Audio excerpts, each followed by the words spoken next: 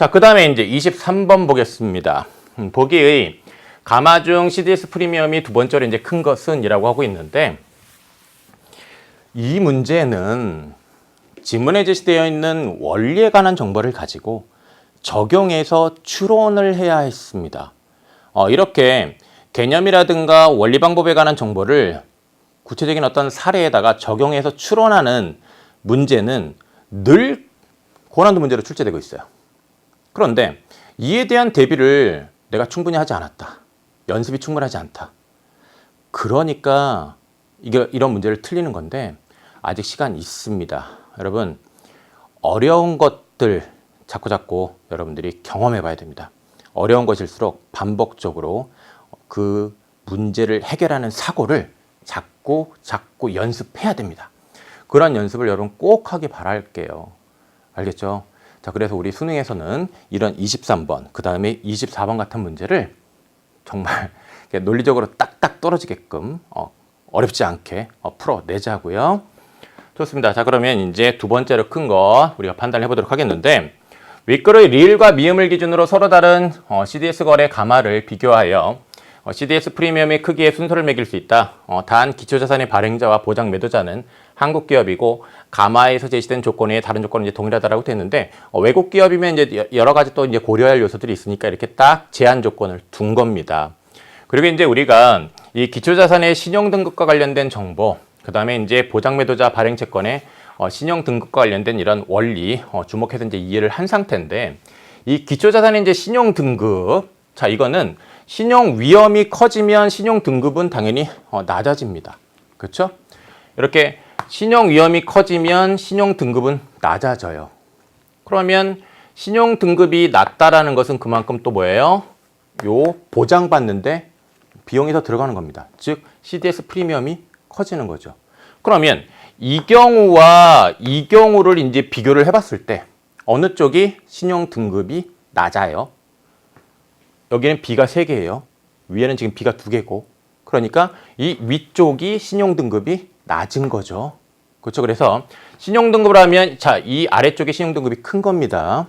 그러면 지금 이 문제에서는 CDS 프리미엄이 이제 두 번째로 큰 건데, CDS 프리미엄이 크다라는 거는 신용 위험이 크다, 즉 신용 등급이 낮아야 돼요.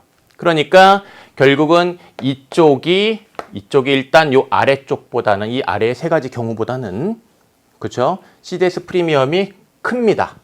그죠? 그리고 이 큰 것과 관련해서 이제 또 우리가 고려를 해야 될 것.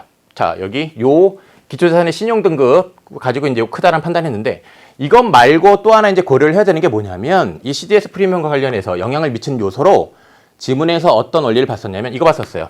보장 매도자가 발행한 채권이 있을 때 그 채권의 신용 등급이 높으면 CDS 프리미엄도 이게 커진다.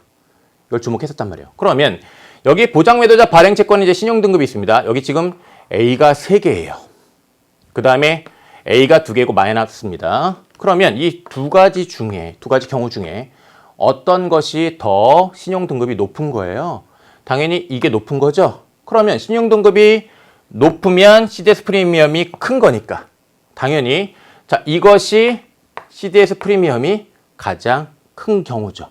그죠? 그래서 자, 판단 이제 과정 정리를 해보면, 요 B가 3개인 경우, 트리플 마이너인 경우와 그 다음에 이제 자, 여기 2B 플러스인 경우, 자, 이 두 가지 경우를 비교를 해서 이 위쪽이 여기 CDS 프리미엄이 크다라는 판단을 했습니다. 그 다음에 이 CDS 프리미엄 큰 두 가지 경우와 관련하여, 자, 여기 보장 매도자 발행 채권의 신용 등급을 고려해서 여기가 신용 등급이 더 높으니까 이것보다 CDS 프리미엄이 크다라는 판단을 한 거예요. 그러면 이것이 이제 뭐가 돼요? 두 번째가 되는 거죠. 그리고 이제 여기에서 이제 마저 순서를 한번 매겨 보면 이게 등급이 높은 거죠? 2개니까. 그렇다면 이게 3이 되겠고, 그 다음에 A 플러스가 A 마이너스보다 높은 거니까 이게 4가 되겠고, 그 다음에 이게 5가 되겠죠. 이런 순서로 매길 수 있다는 겁니다. 그렇다면 두 번째로 큰 것을 고르라고 했으니까 정답은 몇 번입니까? 2번이 돼야 되겠죠. 아무래도 이렇게 과정에 따라서 이렇게 논리적으로 사고를 해야 되는 문제였기 때문에 여러분이 좀 문제를 푸는데 다소 이제 어려움을 겪었을 것 같고요.